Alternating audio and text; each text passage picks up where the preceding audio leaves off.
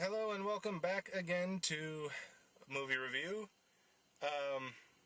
This is Tyler Perry's Temptation. It's the only movie I hadn't seen in my theater, and after watching The Peoples, it was only about 6:30 or 7:30, something like that. So I still had a long night ahead of me, and I said, what the hell, I'll kill 2 more hours and go watch the only movie in the theater I haven't seen. So I went and saw... I made it a Tyler Perry night, and I went and saw Temptation. This movie is not good at all. I honestly don't know what you people see in Tyler Perry, why you keep going to see his movies, why he keeps making movies. Stop, Tyler Perry. You're not funny. I didn't like any of the Medea shit, or the one that I think I might have watched. I didn't like Peoples. I didn't like this. I haven't liked anything you've ever done. I haven't watched Alex Cross, but I heard that sucked too. Anyway, I only got a few minutes left on this tape, so I'm going to try and make this quick. Temptation. So it starts off with this lady and her husband are in a marriage counselor's office, and the wife starts bitching about stuff that shouldn't really matter to anyone in the world, and the guy says, I can't deal with this, and gets up and walks out, because that's what we do. When women start nagging about stupid things, us guys leave. Except the women usually don't let us. They usually follow us and keep nagging. Anyway, off topic there. So it's just the marriage counselor and the wife at this point, and the marriage counselor kind of hints that, have you met someone? And the wife says yes, he's completely different than my husband, blah, blah, blah, blah, blah. And the marriage counselor says, let me tell you a story about my sister. Then she goes and tells this whole story about this girl. Her mother was of a strong religious background, so she was raised up in the church. She met another boy when she was like 8 or something like that, and they were inseparable after that. Eventually they got married. It's the only guy she's ever known or been with, dated and been with. They moved to the city because he wants to work at a pharmacy and hopes to one day take over the pharmacy and run it. And she wants to open up her own marriage counseling service because that's what she got her degree in. In the meantime, she's working to get to that point, and she's working for this matchmaking company. And this other guy comes in and says, I'm going to work with this girl on, what we're trying to accomplish here. And he just constantly flirts with her, and she's like, okay, it's just flirting, whatever. And eventually he keeps persisting, and eventually she ends up cheating on her husband with him. And then she's like, we can't do this, whatever. You kind of forced me to do this. I didn't want to. But then she can't stop thinking about him, and she calls him up, and he's like, why are you calling me? You're the one who said you didn't want to see me anymore. So he's playing his game. So then she starts cheating on her husband, saying she's going to work, but she's going to see him instead.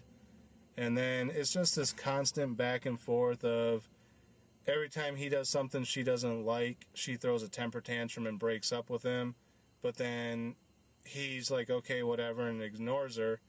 And then she starts pining for him again. So eventually he gets her into drugs and stuff and gets her to kind of leave her husband. And the husband doesn't realize what's going on at first until it finally comes out.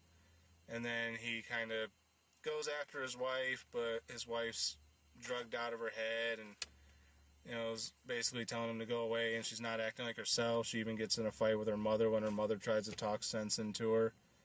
And so she's basically over with this guy, and one thing leads to another. He gets abusive.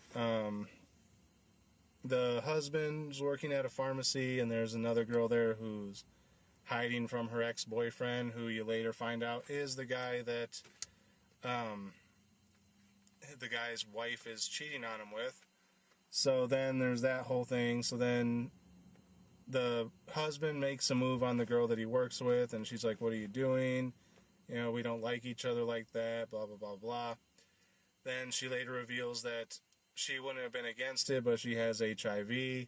Then it comes out that the guy was her ex-boyfriend who she's been hiding from, and that's who she got HIV from.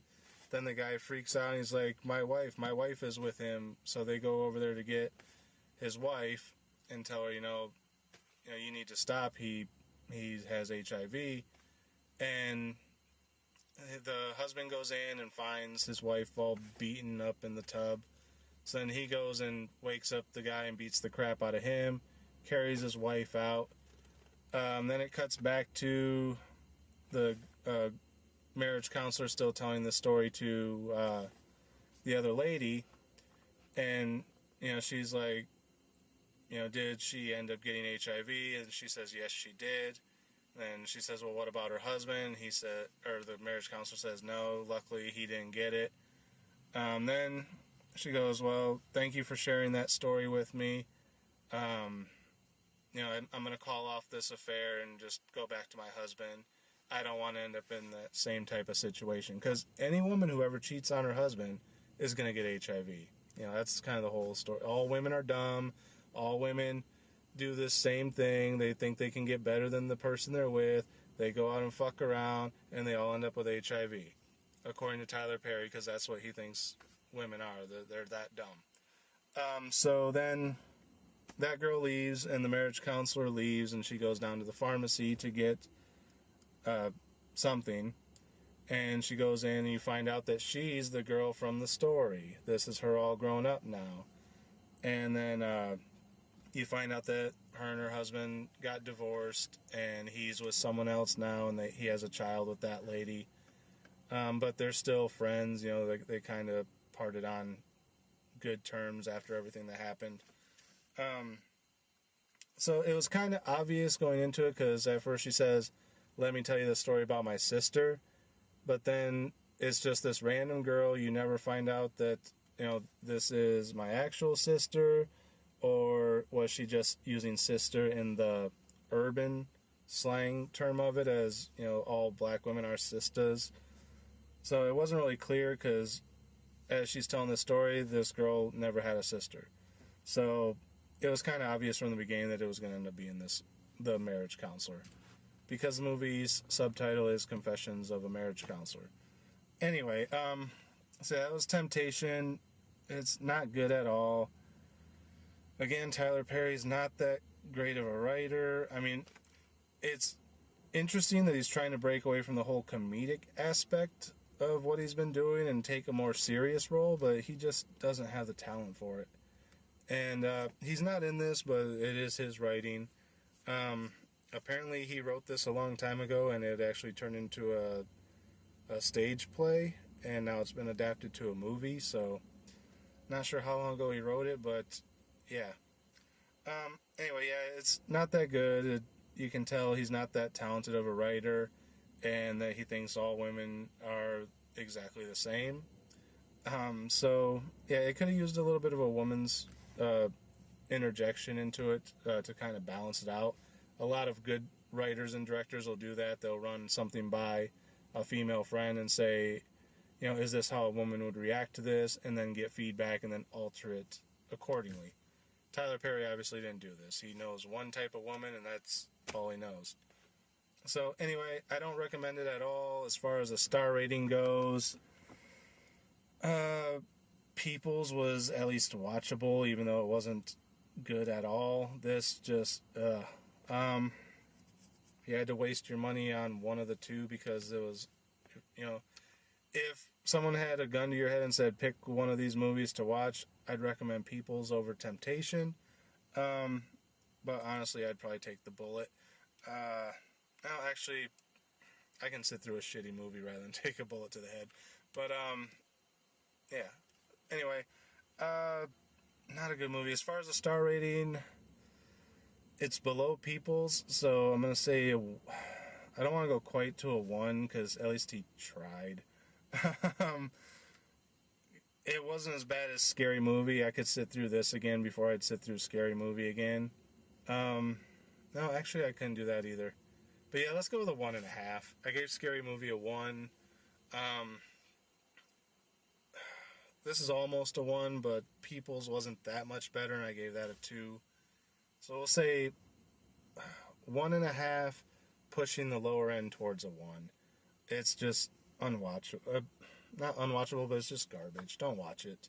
Don't rent it. Don't Netflix it. Don't anything. Just fuck Tyler Perry. How about that? Don't watch any more of his shit, so may he'll go away. I saw on the TV the other day he's got some new fucking show coming out that's basically Medea, not Medea. Whatever, I don't fucking know. And Oprah's promoting it, but that's because he's black and Oprah promotes everything that's black, I guess. Anyway, I'll probably cut that part out. So anyway, that's Tyler Perry's Temptations. My Tyler Perry night is over. Not much else to say. I'm glad I didn't pay for this shit. Otherwise, I wouldn't have watched either one of these.